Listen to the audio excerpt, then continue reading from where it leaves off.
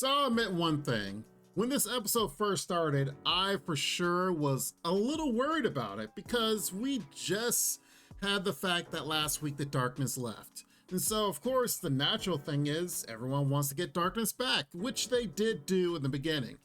But then they went on this other tangent with Ren and Dust. Now, granted, Kazuma was trying to find somebody else to fill in the party. Megumi hated that fact. And so, like I said, we went on this tangent. We have Ren and Dust. Dust is the dude. He's all pretty much stalking Ren. It was funny nonetheless, but the fact that this guy puts on these clothes and Kazuma gets carried away taking photos of him, and come to find out the dude actually wanted Dust. Now Dust is wearing women's underwear that really turned that guy on, so it really didn't help Dust much at all, and feel bad for him, especially when the guy that's after him is a follower of Aqua, which only goes to show that it doesn't matter if it's Aqua herself or followers of Aqua. That isn't who you need to be following. But it did provide help and a transition of path that Ren was able to give information to Kazuma about what is going on with Darkness, and thus the whole thing that actually was the crux of this episode, the most important part of this episode, finally started, and man, was it good. It pains me to say this, but I want you guys to understand how badly, and it hurts, but how badly Kazuma fumbled the bag in this one. It should be studied, analyzed, documented, actual professors looking into it to give class sessions and have think tanks analyze how badly Kazuma fumbled the absolute bag that was given to him here. Darkness is literally throwing herself at him to such a degree that has never happened before. And we all have seen the show. We've all seen Darkness and their interactions and stuff, and they've had some funny moments, especially this season. It has seemed like their relationship, whether it's the friendship or not, has actually gone closer, especially as Darkness is going through these issues. So it only seems that she's like, you know what? If it seems like I'm going to be thrown to this count that she hates, then at least I can have this moment with you. And she's leading on to him. And what does he do? He's like, well, Darkness, you do have some strong abs. Excuse me, sir. Excuse me. Can we focus? Can we focus here? Can we not focus on what's happening right now? Oh, it's just like, oh, Kazuma, I love you. This is funny.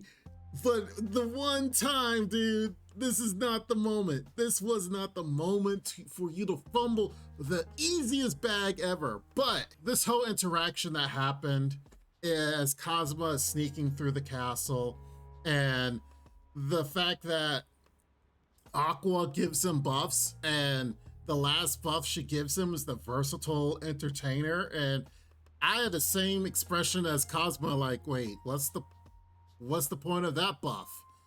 But come to find out, it was actually the best buff he could have, as he impersonates people and their voices so well, and got him to this point.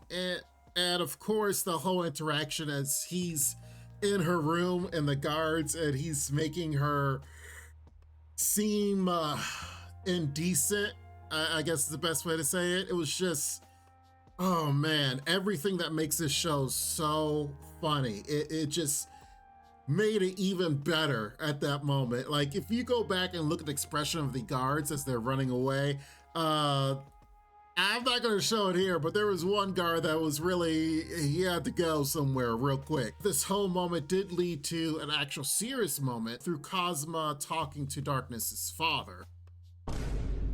Now, this whole interaction between Kazuma and her father, Darkness's father, actually was pretty interesting, because even Kazuma was going to him and was like, wait, this doesn't seem right, that you don't seem the type of person to be indebted to this guy over here. And in order to give up your daughter. He's like, this doesn't feel right. I mean, of all the things that happened in this episode, that was probably the smartest response that I think Kazuma came up with, because, you know, we all see Kazuma be a degenerate, but there are key moments that we see that he's not as dumb as he portrays, that he actually does make that leap to have an idea that's like, wow, that's where'd that come from?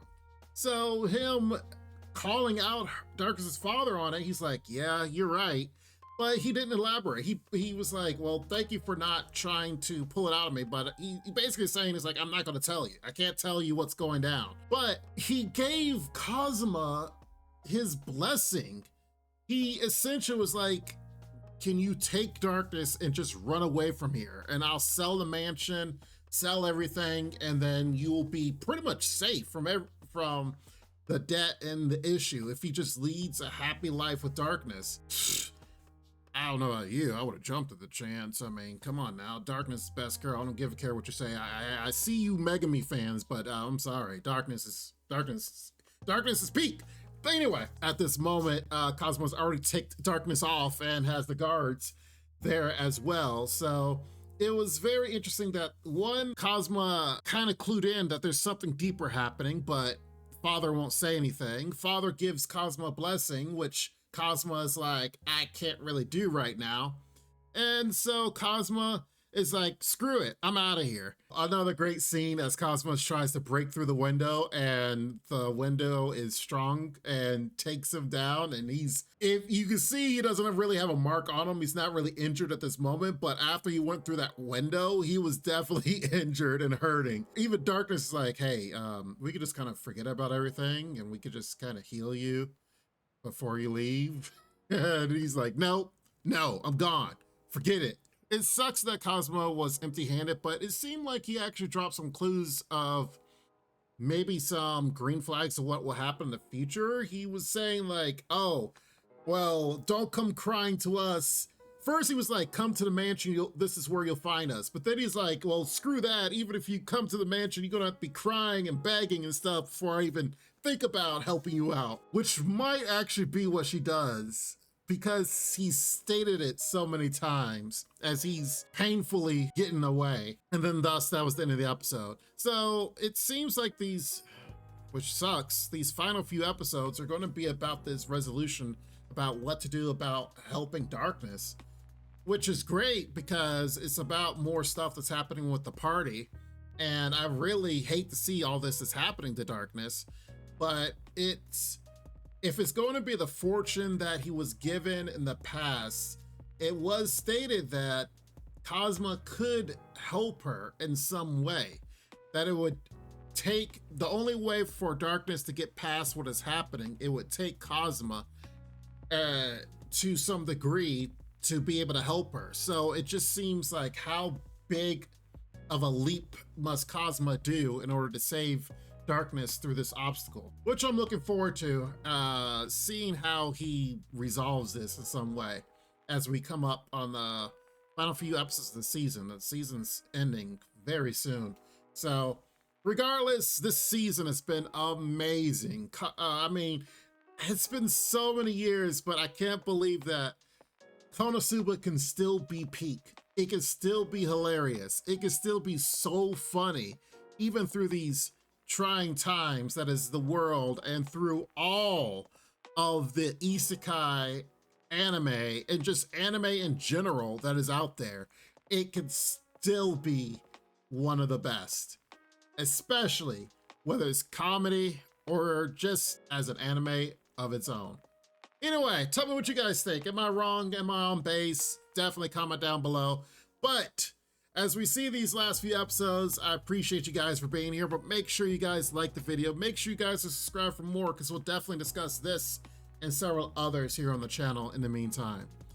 You guys have a good one. Please be safe. Please take care of yourselves. And Lord willing, I will see you next time. Bye-bye for now. Make sure to check out the extra content on our Patreon page. And thanks to our current patrons. This ain't what you want, bitch, I'm a fucking phenomenon.